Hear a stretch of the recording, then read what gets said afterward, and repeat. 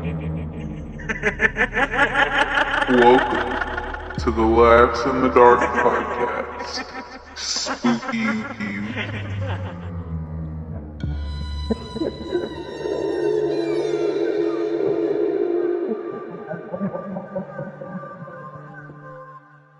Welcome back to Laughs in the Dark. We are going to be reading a story from No Sleep today. It is called My Dad Finally Told Me What Happened That Day by nazisharks. User nazisharks. This one is a series. I kind of glanced and it looks like it's several parts. This is part 1. If we like it, we can go further. But we shall see. We gotta learn to like it first. Yeah. So, alright, without any further ado, I went to visit my dad not too long ago. We have a good relationship, we just don't talk all that much. His health is starting to decline. He was a little wistful. We're just each having a beer, not saying much, when he says he has something he needs to tell me.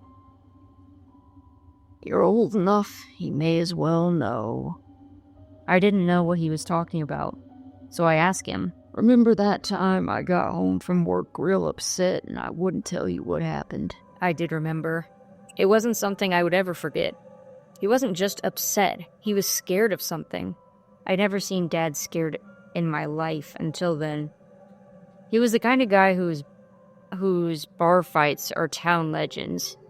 I also remember he told me to never ask him about it, so I never did. What he told me disturbed me profoundly. I've been bothered by it ever since. Pause. Who the fuck is your dad, John Wick? Is he bar fights are the legends of the town? Also, is he 103? Good luck. I mean, yeah. I mean, it doesn't say how old he is, but He's old enough to start dying. old enough to start dying and to be a legend. The John Wick of a small town. Okay. What he told me disturbed me profoundly. I've been bothered by it ever since. I hope writing it out will help me deal. First, a little background. First incident. When I was really young, like 4 or 5, my dad and I lived in a cheap apartment building on the ground floor. I don't remember much about it. I know I didn't like it there. The kids weren't nice to play with. They'd steal my toys, and it was just a grimy area. But we were having tough times, and it's what he could afford. Probably what I remember most about the place was how I would get woken up from sleep every once in a while by flashing lights. I don't remember being too worried about it at first. I just assumed there was lots of lightning in that area. I was 5. I didn't know jack about meteorology. One night, my dad had my uncle and his wife over for a crab leg dinner. I just have It's your uncle and your aunt. My uncle and his wife. Maybe they just got married like recently. I mean, it's like a new thing, you know? I have an aunt and then I consider her husband my, her husband. Yeah. But he loved to try to force that uncle title upon me. I'm like, sir, I don't know you. Okay, fair enough. I remember it distinctly because it was the first time I'd ever eaten crab. While they were talking, I just casually mentioned the lightning last night. Dad said, There was no lightning last night. I thought he was just clowning around, so I laughed and told him how the flashing lights woke me up. He and my uncle got serious. That freaked me out, because they were always serious when they got together. They asked me more questions about the lights. Nothing I recall exactly. But they decided I was probably seeing headlights from cars driving by, shining on the curtains. I guess I believed them, but after that, I'd always get nervous when the flashing lights would wake me up, because I knew it wasn't lightning anymore. A few times I called for Dad when it happened, but when he'd get to my room, there was nothing to see. He started telling me it was all in my head. We moved out of that apartment after a year or so. So, Dad and Uncle were asking all these questions about what do you mean flashing lights? What do you mean lightning? What do you mean? What do you mean? What do you mean? Mm-hmm. And then at the end of the day, we just chalk it up to, oh, yeah, you're just seeing things. You're just, Yeah. But I feel like if it's that imprinted on his small 5-year-old brain, like, we should be seeking out professional help. No? Yeah. Well, I mean, kids have wild imaginations. I guess, but kids don't just make shit up. Oh, kids love making shit up. What are you talking about? They could be like, I just saw a pink unicorn in the backyard. Oh my god. You're lying. Well, stop lying.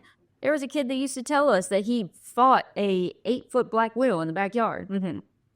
Boy, shut up. I feel like they see a black widow and they just like go crazy. Exactly. So they might embellish a little, right? It might be different from the truth, maybe because they don't have the language to explain whatever, yada, yada. But to just dismiss it as it completely 100% isn't happening, never happened, didn't happen at all. Yeah. At that point, I think extreme. Specifically with the thing only flashing lights, I don't think he's epileptic. I'd be like, we're going to the doctor. Something. Take him to anybody. I think there's The optometrist, somebody. Yeah, there is any type of seizure that is like flashing lights. I used to have those. I don't know what kind of seizure it's called. Not you used to have them, but you don't know what they're called. Well, I never, they never got me seen for it. It's just how it happened. After I eventually went away. Oh, good. You grew out of your seizures. That's exciting. Mm-hmm. I think that's why I used to sleep all the time. Mm-hmm. And because they would make me really, really tired. Yeah. After this, I'm going to have to look up what those kind of seizures are called. Okay. I remember it felt like my eyes were vibrating, and you could see all the colors. And it was like, and then it would just stop after like 10 seconds. Really freaked me out when it would happen. Yeah, I did. I guarantee ya. Yeah. Yeah. Luckily, I never fell or anything. And it only happened when I was sitting or laying. So there was no falling. Oh, good. Yeah. No head injuries. Exactly. Precisely. And they went away. So who knows? They were questioning him pretty hard. And then they chalk it up to it's in your head. That's what I'm saying, bro. Like, what you ask me all these questions for if you just gonna say I'm bullshitting? Well, and I think people was just cried that hard into children's imaginations. And I feel like they must suspect. I think obviously they must know. They know something. They obviously know something, but they could just tell him it was lightning. Right. What's the harm to let him believe that? Because if you tell him it's in his head, now he thinks he's nuts. You know, now you're damn jam. And actually, they can backpedal. They could be like, "Oh my God, we were wrong. You were so right. It was kids love being right." Do that. We moved out of that apartment after a year or so when my dad's handyman business picked up. The flashing stopped when we left, so I came to believe it was a combination of passing cars and my imagination.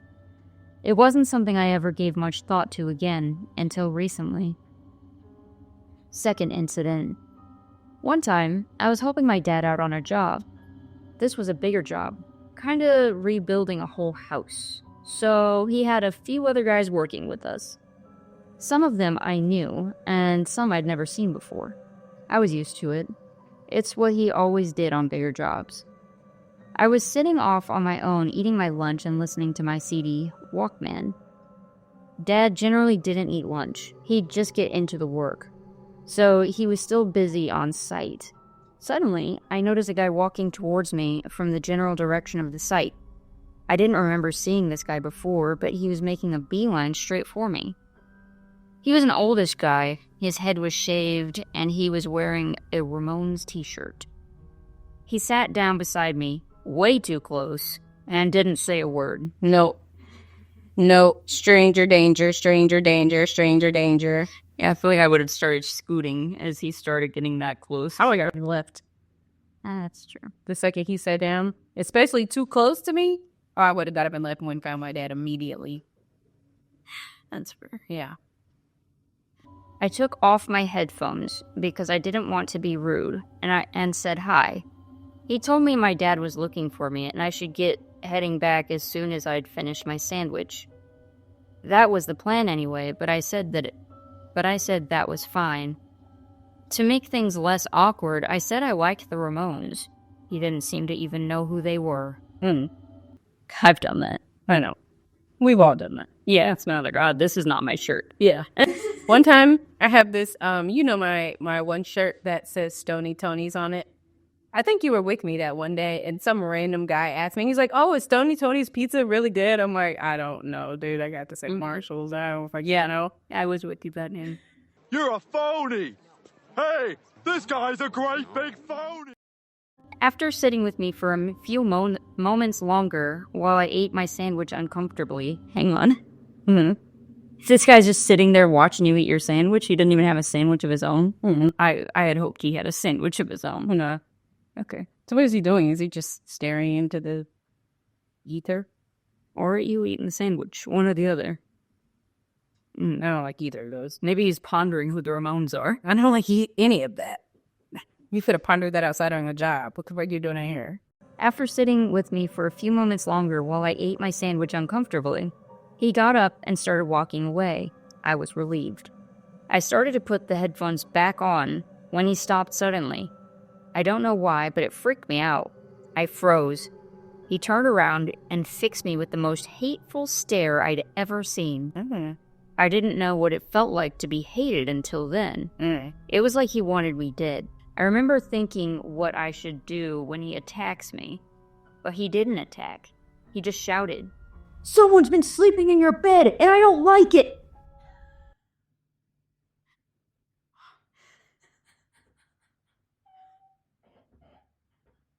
I've been a caustic. How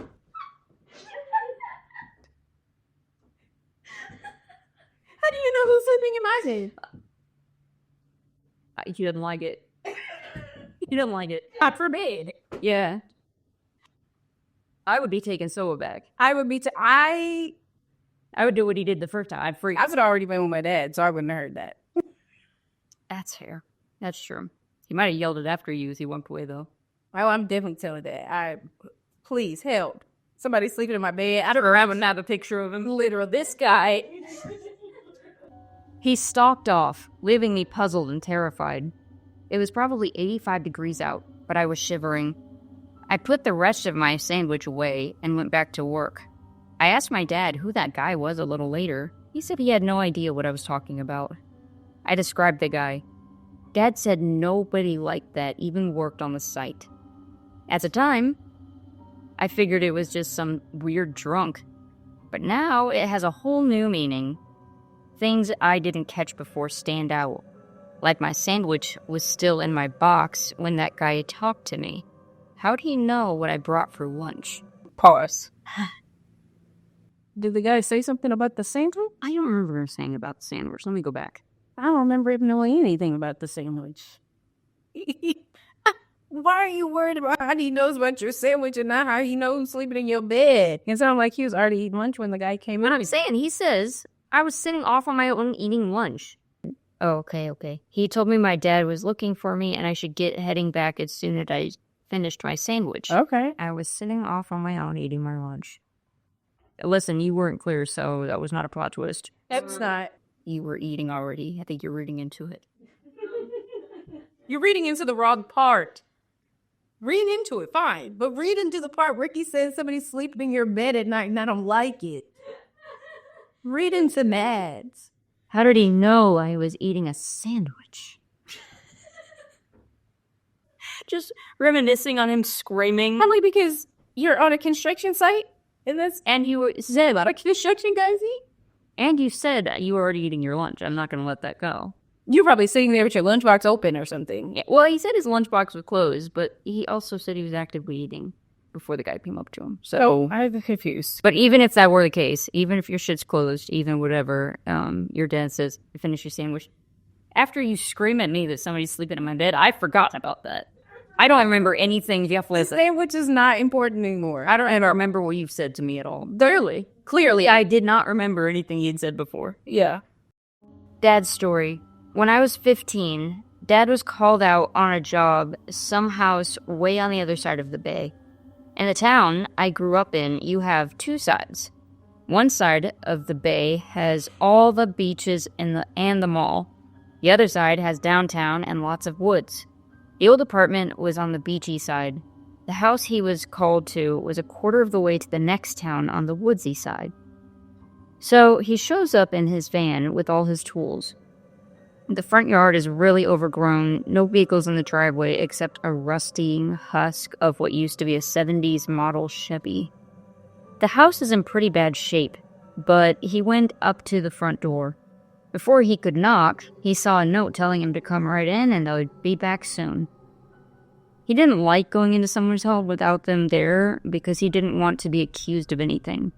But he'd driven far, so he went ahead. He got to work on repairing some wood rot around the window frames. He'd been there for nearly an hour when he thought he heard someone. He went to check. There was still no car in the driveway except for his van. "Hello?" he called. He heard what sounded like a door slam. Dad was not the kind of guy to get nervous. He was a local legend for his bar fights. He's very proud. Goes to keep talking about these bar fights. Guys, let it go. He's a legend. Let it go. A myth. He's like, oh yeah, I was almost drafted by the NFL. You know, I played some mean football in high school. Let it go. Back in '82, I used to be able to throw a pigskin a quarter mile. Let it go. That was my life's purpose, bro. He's very proud. He's like those little kids on the playground that are like, my dad's stronger than your dad. Mm-hmm. I was that kid. Well, I bet my dad can beat up your dad. Yeah, well, I bet my dad can beat up your dad.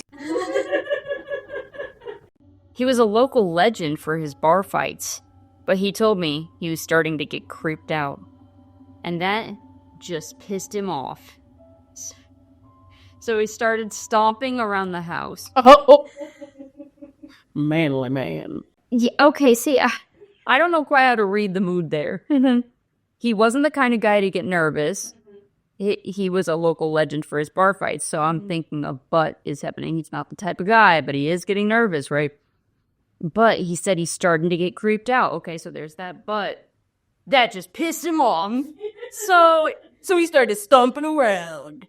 yeah, so just leave out the creeped out part, and then you can say, oh yeah, he's an alpha. So he started stomping around the house. He saw the back door was wide open, leading into the overgrown backyard. He wondered if it was just the wind moving the door. He closed it and was going back into work when he decided to just look the place over, just in case. He looks around downstairs. There's nothing much to see. The house is in bad shape, but it's furnished. The place is kept fairly clean and tidy. The electricity still works. Someone's definitely living there, just not able to keep the place up. He's pretty much satisfied his concerns, but he goes upstairs to look around anyway. Upstairs is much the same as down. Clean and tidy, just in need of repairs. Something doesn't feel right about the place to him. Dad's never been much of an intuitive kind of guy, so those must have been some bad vibes. The last room at the end of the upstairs hall is closed. It's the only door that was closed. It's jammed in the frame somehow, but he gets it open. He's an alpha male. I imagine he's taking a running attempt at this door. He's starting at the end of the hall, full sprint into the door. Doors in shattered pieces. He's like, all right, I'll fix it later. I'm a handyman. Fully breaks off the strike plate and everything. Everything. Whole door. Got in. Halting the day's work.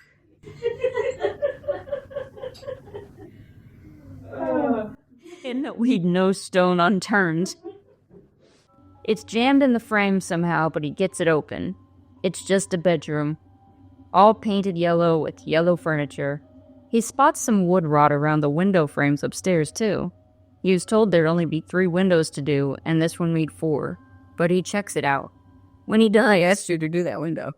Nobody asked you to go in that room. Who even knows if they asked you to go upstairs? They probably didn't get the window. He should already know they probably didn't count that window because they couldn't get the fucking door open. Right. Clearly, they didn't get the door open. Clearly, they didn't count the windows. They only told you 3. Well, that's what I'm saying. Window wasn't a priority. don't think they knew about it. They said, fuck this. I don't know what's behind this door. I don't care. I don't know. People who live there could be doing some weird shit behind that door. They could. In their yellow room. That's so weird. But I'm just saying that was my assumption. If I was there, I'd be like, oh, well, clearly they didn't get this door open, so they must have missed one. That's what I would do. I'd be like, okay, there's 4. Whatever. I'm not pressed. You know? I feel like an all yellow room with all yellow furniture would make me physically ill. Really? Yeah. I imagined it like, man, I guess it depends on the yellow. I'm thinking pastel yellow with like brighter yellow furniture. I'm imagining a baby nursery. I was imagining like a bright yellow, like a mustard yellow. Everything. Gross. That's what I'm saying. Yeah, that made me think I'm in like an LSD Candyland situation. That's what I'm saying. Yeah. I was imagining a much nicer scene. Oh, a little sunlight coming through on the little baby crib. Maybe a little dusty, though. I'm imagining it being... It must be dusty. Y'all like got this door open at who knows how long. Wait, all painted yellow with yellow furniture. He spots some wood rot around the window frames upstairs, too. He was told there'd only be 3 windows to do, and this one made 4. But he checks it out. When he does, the sill just lifts right off, and there are papers and things stuffed between the walls. He's seen it all. It doesn't surprise him. He pulls the papers out because he plans to go ahead and do this window, too. Because he's like that. He's just like that. Niggas from the bottom really like. He wouldn't ask for more money. He just wanted the whole job done. When he pulls the papers out, he sees it's mostly photographs. Dad's big on privacy. He just happened to see the photos. No. No. This man is not big on privacy. This man is not big on privacy because, okay, I can give it to you. You don't like going to people's houses when they not home, but you didn't already drove this far. Let me get this job done and get over. I can give you that one. Okay. Right. But then you start moving around the house, looking at all the rooms, going up the stairs, and now you breaking down doors to look at windows nobody asked you about. I get it. You try to do the right thing.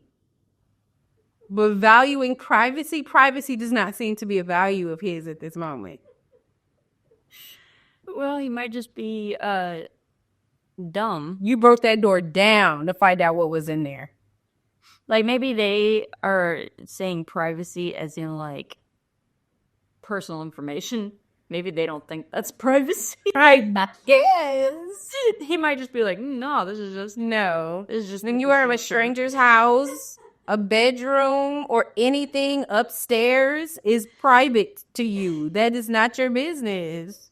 You belong in the communal areas. You belong in the area in which you are doing your work. Don't start wandering around. That's how you get accused of stealing shit. You're a liar. And a thief.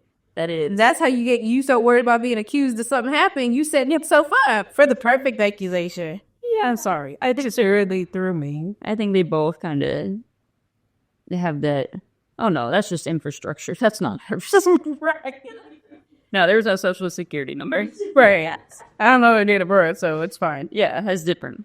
When he pulls the papers out, he sees it's mostly photographs. Dad's big on privacy. He just happened to see the photographs, and he knew he was looking at something bad. He started flipping through them. They were all pretty much the same. The back of each picture is dated, but every one of them is a picture of a little boy sleeping. Dad recognized me and that ground floor bedroom right away. He remembered my stories about the flashing lights. It hadn't been in my head at all. Someone had been taking pictures of me. Hey, this is why you don't tell your child that always just your imagination. You're just imagining and making shit up. And they're fucking being abused. Your child probably owes a CP site somewhere. Yeah. And you're like, oh, it's fine. You're just making it up. Yeah, you should really stop lying, little Larry lies a lot. Feel like a big boy telling your big boy lies? Spencer. Yes, little Larry lies a lot. Someone had been taking pictures of me asleep for almost a year. He told me there weren't any pictures of other boys either. Whoever took the photos was only taking pictures of me. I'm sorry? This is a setup. Sir, you need to get out of this house. This feels like a setup. This feels like a major setup. Oh my God. Okay. Oh, so you mean him right now reading out of this house? Because I was like, they already moved from the other. Yeah, they're moved from the other place. I'm talking about the dad right now needs to get out of this house. Because what are the chances that you just so happen to get a job that's not even on your side of town for these people who presumably don't know you and aren't in your circle? How would they even know about you? They want you to drive across town to their house. They're not home, presumably, but you're hearing noises as if they're home. And somebody who lives in that house just so happened to have stalked your child however long ago. Yeah.